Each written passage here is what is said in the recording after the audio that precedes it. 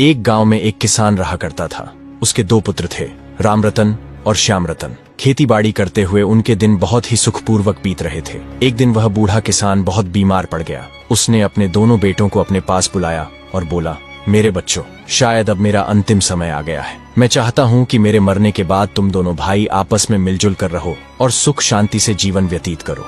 मैंने बुरे समय के लिए कुछ सोने की अशर्फियां इकट्ठी कर रखी हैं, जिन्हें मैंने घर के पिछवाड़े में पीपल के पेड़ के नीचे गाड़ रखा है। अब वे तुम्हारे काम आएंगे, लेकिन मुझसे यह वादा करो कि तुम दोनों आवश्यकता पड़ने पर ही उन्हें निकालोगे।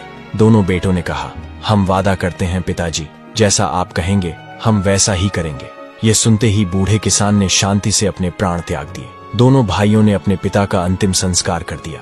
पिता की मृत्यु से श्यामरतन बहुत दुखी था, लेकिन रामरतन को अपने पिता की मृत्यु का जरा भी दुख नहीं था। उसकी आंखों के सामने तो बस सोने की अशर्फियां ही घूम रही थीं। रात को रामरतन को नींद नहीं आ रही थी।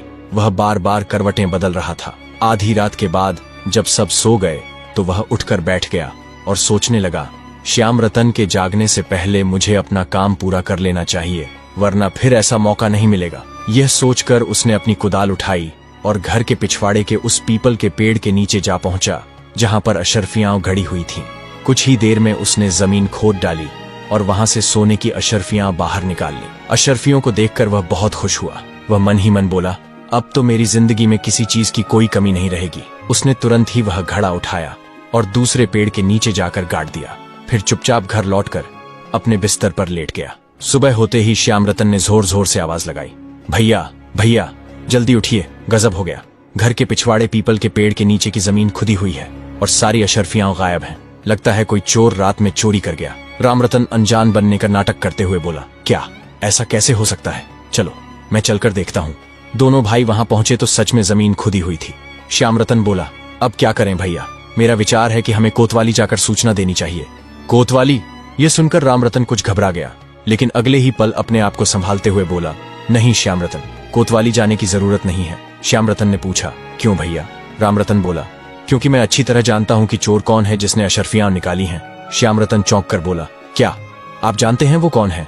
रामरतन ने ठंडी सांस लेते हुए कहा, हाँ, और वो चोर कोई और नहीं, तुम ही हो।